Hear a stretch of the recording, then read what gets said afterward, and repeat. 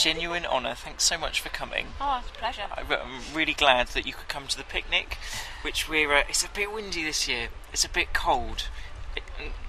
I don't know what people do. It's cold whichever way I go.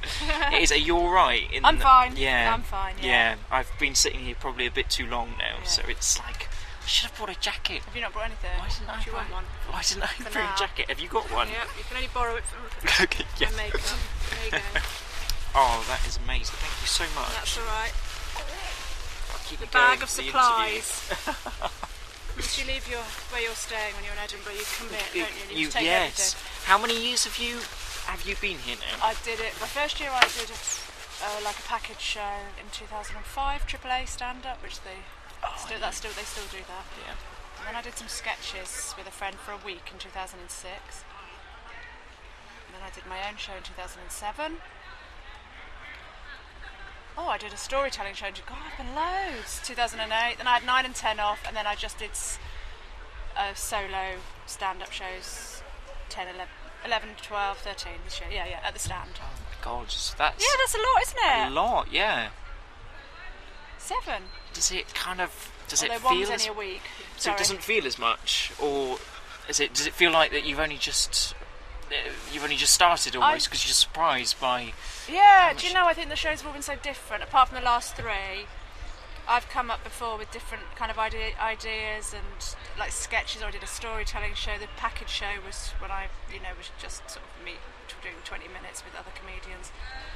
So because they've been so different, perhaps that's why it doesn't feel quite so long. Although I'm surprised. So, but you've stuck to kind of the straight stand-up for the past 3 years, and is that where you're happiest? Would you say? I think so. I think it's what I do all year round, and then I don't really know why I was it's just you sort of go, what am I doing? Why am I doing something totally different when actually all year round I'm doing stand-up? So I think I'm better at that anyway. So it's the best way. And is it kind of I was reading it's sort of sofa-based, or is that kind of you have just to write generally... your blurb. Yeah, you have to write your blurb, and I think I was sitting on my sofa when I was writing it.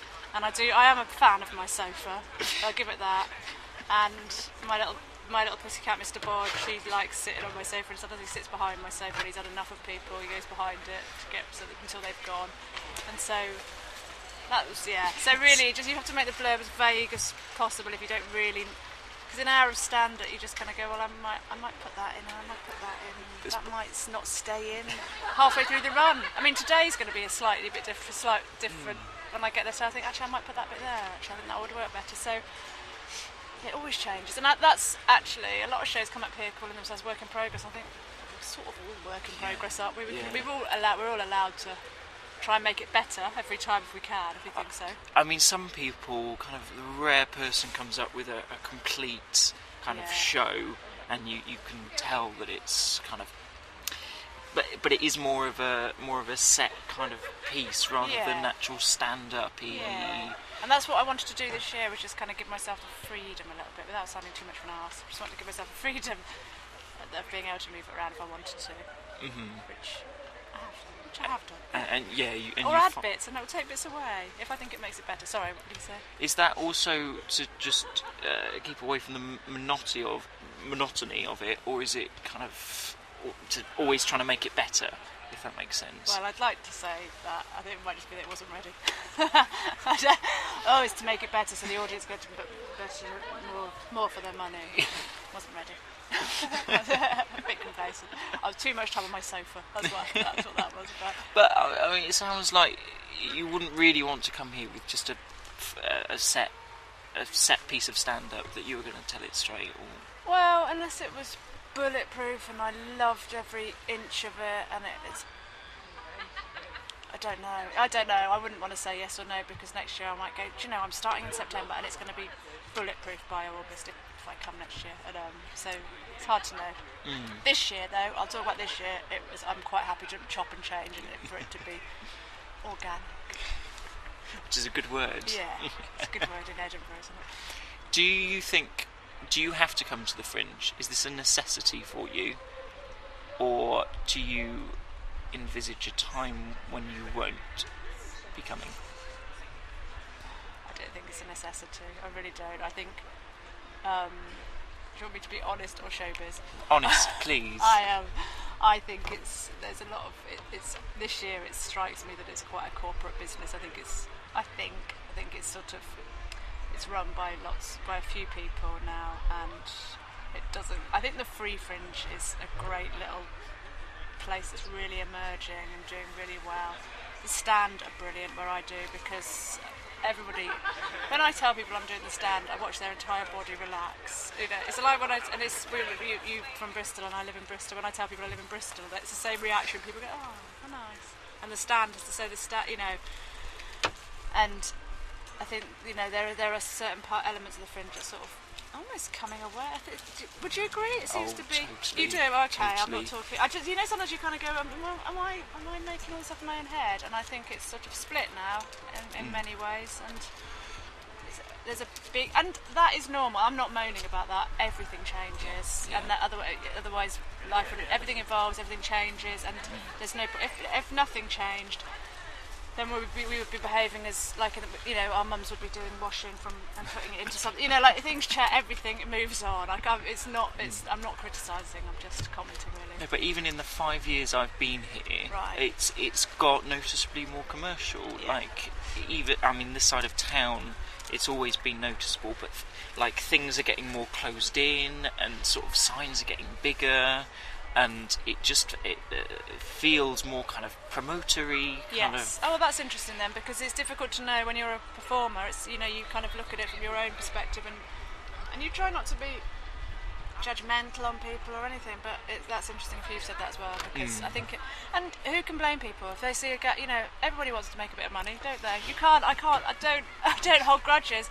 If I could get off my sofa, perhaps I would be an entrepreneur, you know, but so it's always going to happen. If something's successful, it's going to spiral, isn't it? But it's something you particularly noticed this year, was it? Yeah, but I think so. Yeah, I've really noticed it this year. I'm sure it's been apparent, and it's been just this year. I don't know why. I've just suddenly gone, right, it's big business, isn't it? It's clicked, and I think the problem is because it has been not that for so many years, that kind of people think, oh, that it's the Fringe, and then suddenly they go, oh, it's not what it was. It's now, without me seeing it, it's morphed into something completely different. Yeah. Well, that's interesting you say that. Do you think this year's been very particularly? Oh, yeah. Right, okay. And I just particularly like the lamppost ads and things like, you know, people being here one night and having,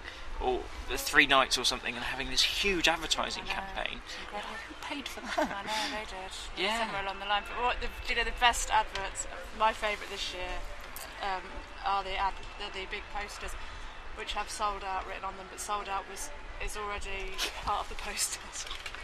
Why bother if it's sold out? It's all a marketing, and also some of them extra dates added, and they were already added because they were, and you just but it's all about smoke and mirrors, isn't it? It's about, you know, and that's a ploy. Yeah, and it works. It's marketing. It's a ploy, and it works. Otherwise, it would, you know, people just go, oh, we've got to go and see that if there's extra shows, or oh, we haven't got tickets for that next. Well, in that case, we'll have to see that on tour, or whatever, you know. So it's clever. I mean, it's yeah, again, if I could get off my sofa.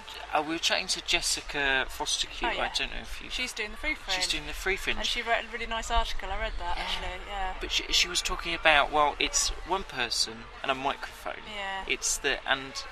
I mean, I don't know my history of it as well as I should, but it was made because it was cheap, you know. Yeah.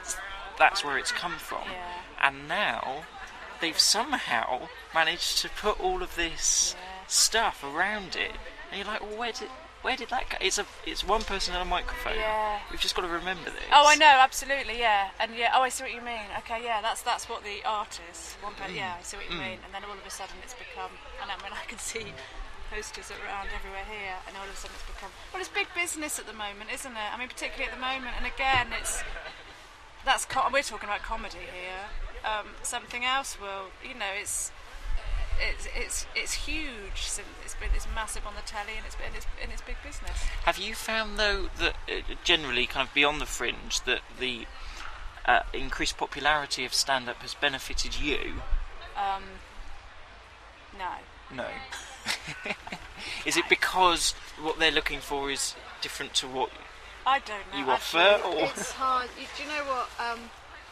I think it probably brought more people out to see. No, it's like everything. It's like a double-edged sword, isn't it? It's given more people are interested in it now because it's become in their living room all the time. So therefore they go out and seek it out a little bit more. But they then are disappointed because they think they're going to see the people in their living room on the who are on the telly in the clubs, possibly. I don't know. You know, it's a there's a double-edged sword. Yes, it increased awareness. It sounds so wanky, doesn't it? Awareness. Increased awareness of jokes. Yeah, I don't know. Recession. I mean, but you know, it's not recession-proof comedy. It still hit it. You know, it's clubs are closing down. oh, all the time. I know. And it is a bit depressing. Or you know, there's a club that has like one night that I it does know. comedy, and it used Yeah. to do it every night. And you think, well, what's happened here? But there's a recession. Yeah. You know, and we're all. I'm guilty. Nobody wants to pay full price for anything anymore, and I can't expect other people to because I'm just as guilty. I get on the website, I find discount codes, I get it cheaper. My mum even rings me now to get on the website, get on the internet, see if you can find this, that, and the other. And I found it. So we're all guilty. So you know, people out there aren't going to want to pay full price anymore, and it just has changed, hasn't it? Although I suppose some comics are still. I mean, why you'd spend £40 on a stadium act is kind That's of quite cheap for a stadium act, isn't it? well, it might be. I mean, I think they get more than that a ticket. I think. And I don't know. I've not been to a stadium to see one. So. but then going back, yeah, people then have even less money because they've spent their 40 quid. They're not going to go and take their chance on some club night. Doing that. But you're saying that the stand is. I mean, because they really look after you. Oh yeah, amazing. Yeah. I can't moan at all about the way you're treated with the stand. And a lovely little room. Are you stand 2 or Stand 2. I was in stand 4 the last 2 years, and that was delightful. And then this year I'm in stand 2. And it's lovely. It's a gorgeous room. It's really nice. It's sort of just the right size and friendly and yeah. It's lovely. You can't. Nobody. Have you had anybody sit here and complain about the stand? No, everyone is. Yeah. But it's just, and also because we're doing it this side of town, when we get a stand act, it's just so refreshing to see someone who isn't, you know, jaded and yeah. well, not even jaded, depressed, broke. That's the word. Yeah, that's hard, isn't it, to watch all that money go. Just slip away from you. I think if you're protected, if you're with one of the big agents, in many ways you're kind of protected because they get you work to pay it off, don't they? But if you're on your own and you're paying a promoter, it's hard.